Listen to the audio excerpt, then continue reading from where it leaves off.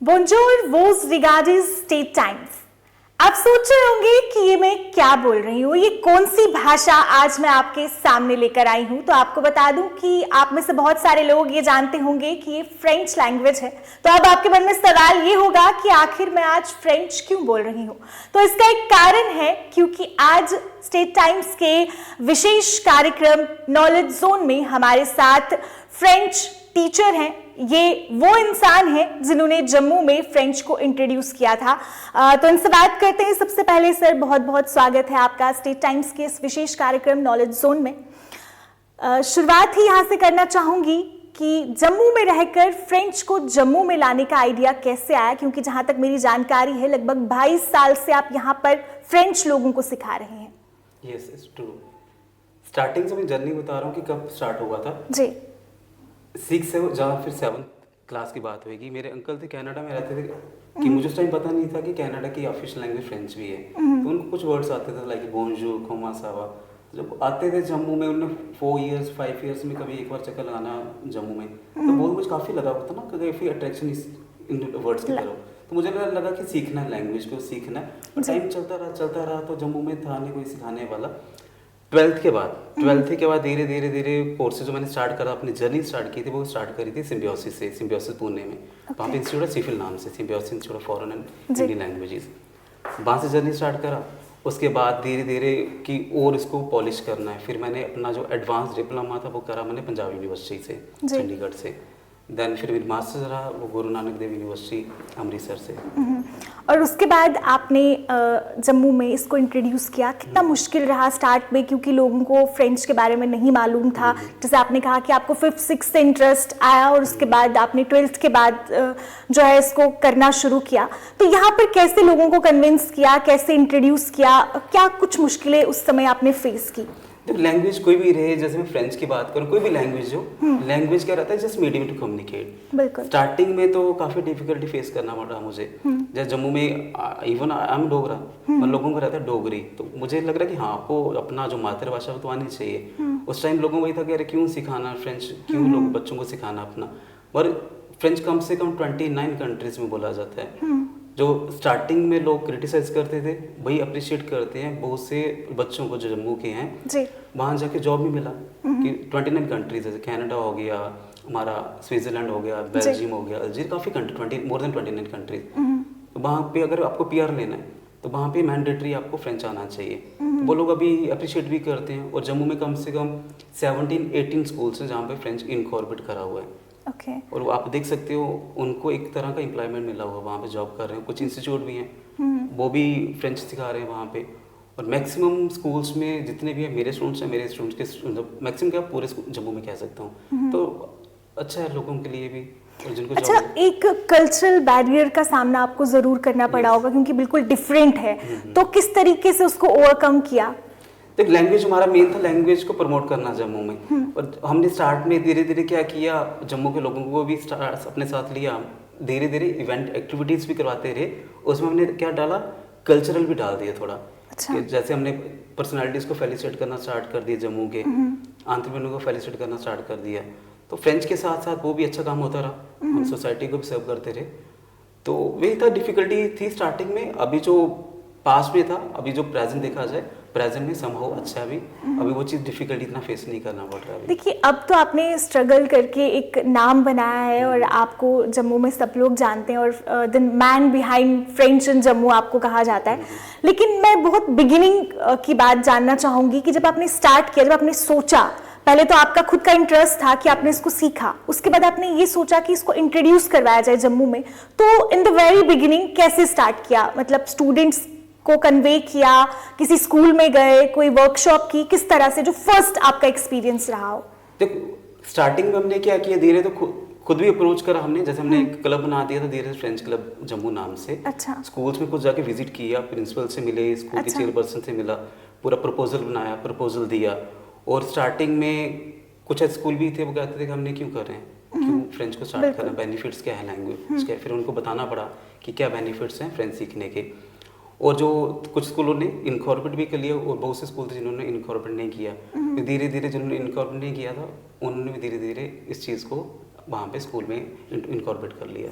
तो क्या कोई स्पेशल टेक्निक यूज करते हैं बच्चों को फ्रेंच सिखाने के लिए? कि मैंने तो सिर्फ एक लाइन सुबह से मैं प्रैक्टिस कर रही थी और उसके बाद काफी टफ है, तो किस तरीके से बच्चों को समझाते हैं? क्या ऐसा स्पेशल मेथड है आपकी, मतलब सीक्रेट क्या है आपके टीचिंग का, किस तरीके से समझाते हैं? देखो मैं तो हमेशा ये कहता हूँ अपने स्टूडेंट्स को भी, क्या होता है सबसे पहले डिपेंड ऑन इंटरेस्ट। आपका कोई भी चीज़ में इंटरेस्ट हो, कोई भी चीज़ लाइफ में डिफिकल्ट नहीं लगती, आप इजीली उस चीज़ को कर सकते हो। तो बच्चों को जब भी कोई सीखना आता है, मैं यही कहता हूँ पहले आपको इंटरेस्ट बनाना पड़ेगा।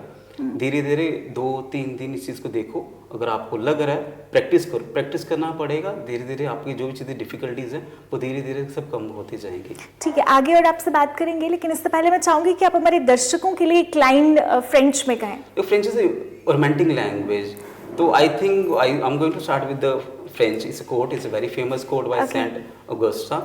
तो इसमें क्या है, La mesure de l'amour, c'est d'aimer sa mesure. इसका मतलब? इसमें the measurement of love is to measure without is to love. Okay, तो आगे फ्यूचर प्लान्स क्या है आपके फ्रेंच को लेके? आगे क्या करना चाहते हैं? जैसे आपने कहा कि अभी काफ़ी सारे स्कूल्स में भी इंट्रोड्यूस हो गई है फ्रेंच लैंग्वेज, और आपका पैशन दिख रहा है मुझे फ्रेंच लैंग्वेज के लिए, काफ़ी प्यार है आपको फ्रेंच लैंग्वेज से। तो आगे क्या सोचा है, फ्यूचर प्लान्स क्या है इसको लेके? हमारा जी ये है कि जिन स्कूल्स में अभी लैंग्वेज नहीं है, इनकॉर्पोरेट नहीं है, वहाँ पे करें, और जम्मू के जो इंस्टीट्यूशंस हैं वहाँ पे अप्रोच करें, और उनको जिस टाइप की भी हेल्प हमारी तरफ से चाहिए, मेरी तरफ चाहिए, जैसे हमारा क्लब है उसकी तरफ से हेल्प चाहिए, तो हम हेल्प कर सकते हैं। उनको टीचर्स प्रोवाइड करेंगे, क्योंकि हमने जितने स्कूल्स हैं वहाँ पे टीचर प्रोवाइड किया हुआ है मैक्सिमम स्कूल्स को। तो कोई भी उनको हेल्प चाहिए, वहाँ पे हम वर्कशॉप भी कुछ स्कूलों में करवाई है, अभी करवाते रहते हैं। जब भी उनको चाहिए तो वो हमें मिल सकते हैं। ऐसे लोगों का रिस्पॉन्स क्या है? कितने लोग आपको अप्रोच करते हैं फ्रेंच सीखने के लिए? और क्या आपके जैसा पैशन आपने किसी में और देखा?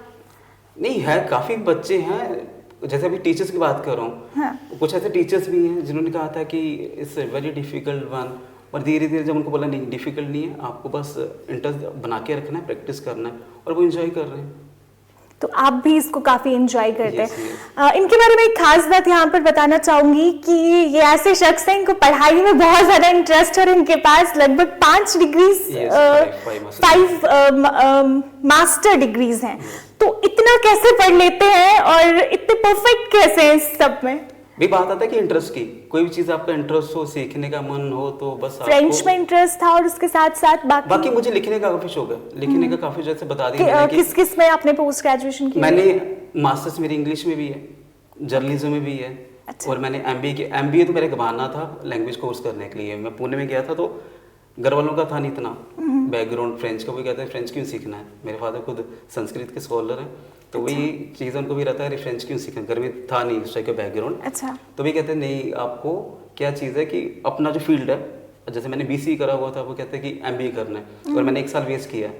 मैं लैंग्वेज की क्लासेस लेता रहता था, यानी कि लैंग्वेजेस में ज़्यादा इंटरेस्ट, लैंग्वेज में इंटरेस्ट स्टार्टिंग से। मेरे फ्रेंड था काफ़ी अच्छा, वो खुद एक आरजे भी है, तो उसने हम दोनों क्लासेस लेते थे, वो इंग्लिश की क्लास लेता था, मैं फ्रेंच की। तो मैंने 1 साल वेस्ट किया बीसी के बाद। तो मेरे जो फ्रेंड थे, कोई एमबीए कर रहा था, कोई एमसी कर रहा था, तो घर से डांट पड़ी कि करो। फिर फ्रेंड से डिस्कस करा, तो उसने कहा कि नहीं, एमबीए करने से वहाँ जाके जो तुझे वो जम्मू में लैंग्वेज के कोर्सेज नहीं मिल पा रहे, वहाँ जाके आप कर सकते हो। वहाँ जाके फिर मैंने और एक्सप्लोर करा, वहाँ से काफ़ी कोर्सेज करे, और एमबीए में मेरी कह सकते हो परसेंटेज कम है और लैंग्वेज में ज़्यादा है। नहीं, परसेंटेज डजंट मैटर, लेकिन आपने एफर्ट लगाया, आपने इंटरेस्ट दिखाया। यहाँ लोग एक ही डिग्री करने के लिए बहुत सोचते हैं, और बच्चे आजकल के वैसे भी पढ़ाई को एक बर्डन की तरह लेते हैं, और आपने 5 डिग्रीज की हैं, तो एक बहुत बड़ी एग्जाम्पल है। अच्छा, इसके अलावा और क्या इंटरेस्ट है आपके पढ़ाई के अलावा? क्योंकि मुझे लगता है कि आपने तो इतने साल सिर्फ पढ़ाई में दे दिए, इसके अलावा और क्या करते हैं? नहीं, जब स्कूल में था तब इंटरेस्ट था क्रिकेट का, इंटर स्कूल खेला हूं मैंने। अभी तो ये बहुत अच्छी बात आपने कही कि जब स्कूल में थे तो क्रिकेट में इंटरेस्ट था, स्कूल छोड़ा तो पढ़ाई में इंटरेस्ट आ गया। अभी टाइम नहीं मिल पाता, क्योंकि काफ़ी इंस्टीट्यूशन से जुड़ा हूँ। उसके बाद ऑनलाइन क्लास, कुछ बिलीव नहीं करो, कुछ जम्मू के बच्चे भी हैं जो बाहर कनाडा में भी बात कर रहा था कि लैंग्वेज क्यों सीखा जाए। कनाडा में उनको पीआर के लिए लैंग्वेज सीखनी जरूरी है, तो वो मेरे क्लास ले रहे हैं, ऑनलाइन क्लास ले रहे हैं। इससे दिखता है कि कितना बेनिफिट्स है लैंग्वेज। तो अभी आप होली सोली सिर्फ फ्रेंच ही सिखाते हैं, या इसके अलावा बाकी? नहीं, सिर्फ फ्रेंच सिखाते हैं। अच्छा, फ्रेंच में कोई गाना आता है इस तरह का कुछ?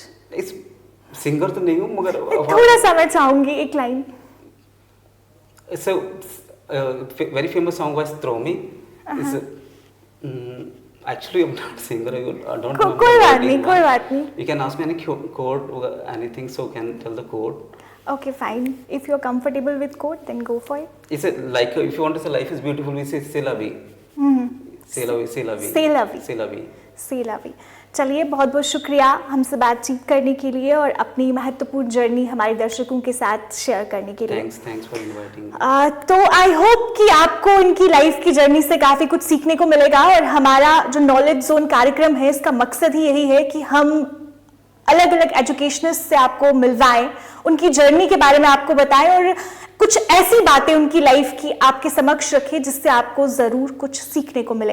तो आपने इससे क्या सीखा हमें जरूर बताइए और फिलहाल के लिए मुझे दीजिए इजाजत और अगले अंक के लिए तैयार रहिए क्योंकि एजुकेशन जोन के अगले अंक में हम किसी नई शख्सियत के साथ फिर हाजिर होंगे. तब तक के लिए नमस्कार.